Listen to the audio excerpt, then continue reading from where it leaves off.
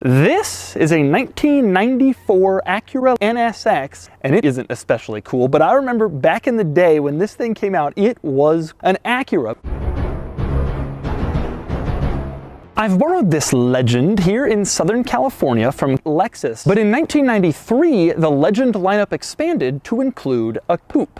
And not just a coupe, but a coupe with an available 6-speed manual transmission, which this car has. Now, when you open the door, one other interesting electronic item occurs. You open the door and those automatic seatbelts that go down some track moves, like a lot of 90s cars, so it doesn't need airbags. You have a power mirror control over there, not all that surprising, but you also have a heated mirror control. That is kind of surprising. To the left of the steering wheel, there's a little dial that says foot.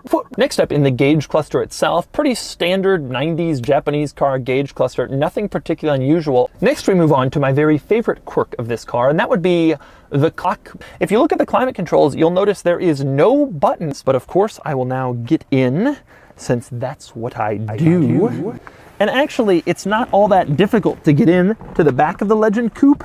And once you're back here, there's a decent amount of space. The rear windows rolled down, which is pretty impressive. Most coupes, even today, the rear windows don't roll down, but in the Legend Coupe, they did. A nice little touch. Back in the 90s, when this thing was new, when I remember it new, it definitely felt a lot cooler than it does today.